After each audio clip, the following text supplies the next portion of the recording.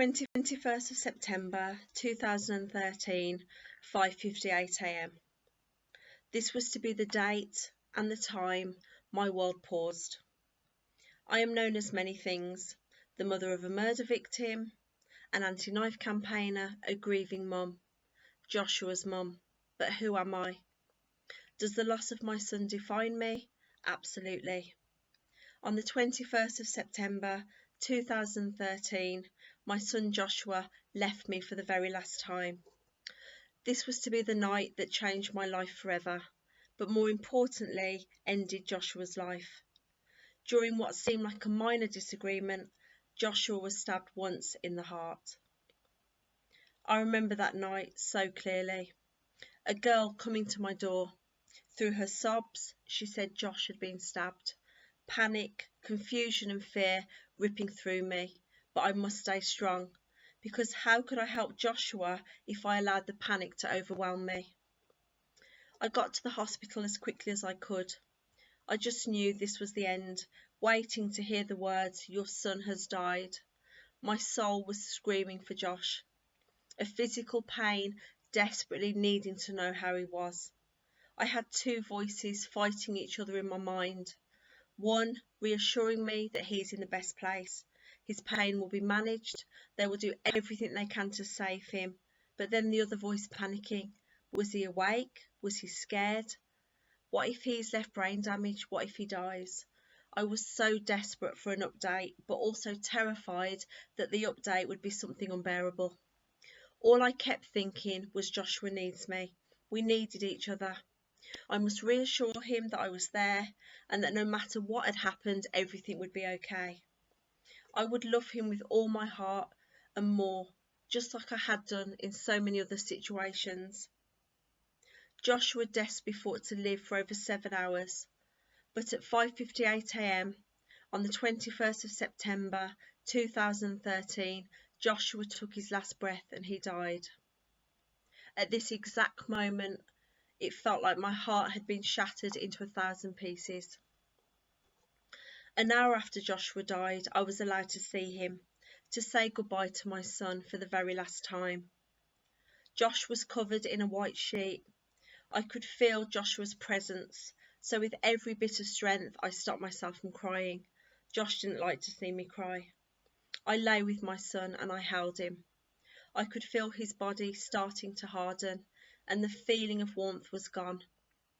I stroked his face and reassured him that although we were no longer together in body, we would always love each other and that everything was okay.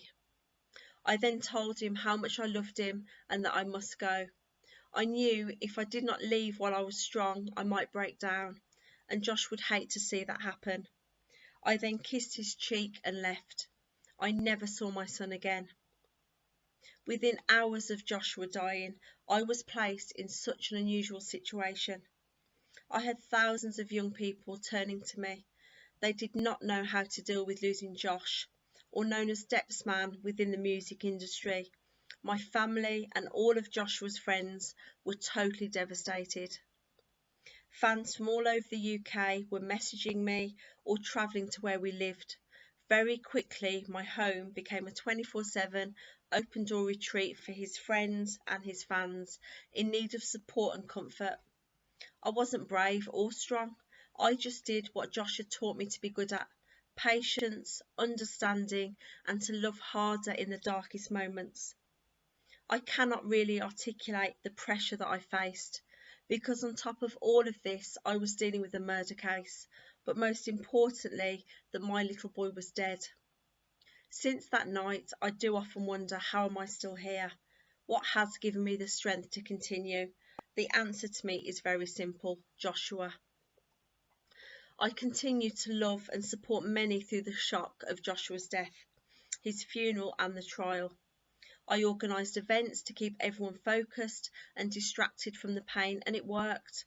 They were able to grieve and to express their pain and to move forward positively, always holding Joshua in their hearts and memories, and I'm immensely proud of that.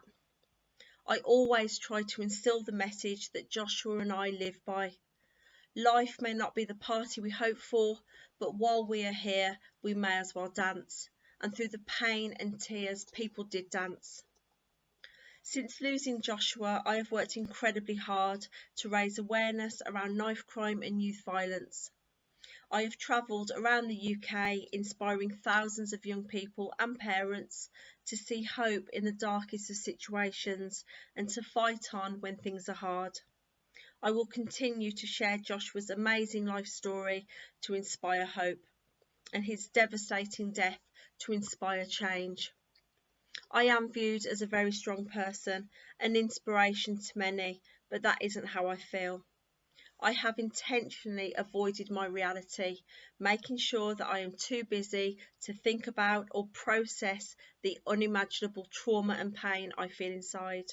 It has worked. It still works. I have never allowed myself to feel the reality of losing Josh because it scares me.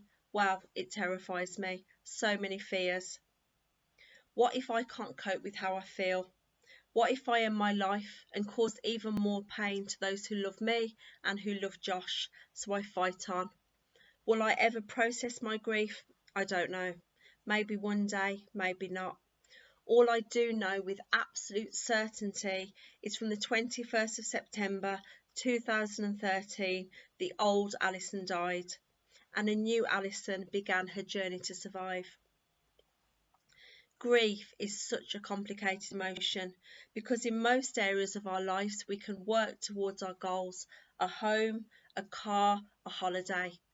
But when you lose someone you love, nothing will bring them back, and I struggle with that because I just want my son. I don't think there will be a day I don't wish for the impossible. It will have been 7 years and 5 months since losing Josh. Every day is a fight. One day I can wake feeling strong, filled with determination and deep hope for inner peace, but then so quickly it can change. My son's face filling my mind, a deep aching pain in my heart and soul for my little boy. I feel like the pain will engulf me and I will not survive another moment, fighting hour by hour until a new day brings new hope and off we go again. It is absolutely exhausting, but I must keep fighting as I really want to have a future. I want to feel genuine happiness again. I do not want to give up. One day I do hope for inner peace. But how could I ever be in genuine peace knowing my son was murdered? It is so difficult. Although I don't feel ready yet to say Joshua died to save others, what I can say is that with Joshua's death comes a story of hope. He inspires many people to never give up, to show love, appreciation, and regardless of your past, to see a future. I hope anyone who sees this will try to fight on in their darkest moments, because we never know when the clouds will clear and our lives are again filled with sunshine. At times it feels like I am clinging to life, but I have a very strong feeling something positive will come. So I fight on with hope that one day I start to see the sunshine. We will all deal with grief differently. We all have that defining date where our loved ones were taken from us, the date forever paused in our mind and the pain held deep in our souls. There are no rules, no timescales, but we should all be proud. We have lost those we love, and our lives will never be the same again, but we are still here. So I want to say well done, keep fighting, and please don't ever give up, because although our loved ones are no longer here in body, they are very much alive in our hearts and in our minds. When you lose a child, you live in pain, you love in pain, and you can survive in pain. Sometimes that pain can be the fuel you need to achieve, to fight, and to inspire. When Josh was alive, my inner flame burned so brightly, but when he died, it almost went out. I have managed to turn my pain into fuel, and the small spark that was left inside me became a flame. That flame turned into a fire, and that fire burns ferociously. I will always fight on, for Josh's memory, but also for those who need to hear my story and know that in pain we can live. In pain we can achieve, and in pain we can give the greatest gift of all, which is to love. Joshua, you were and you still are my greatest achievement. I loved you then and I love you now, always and forever.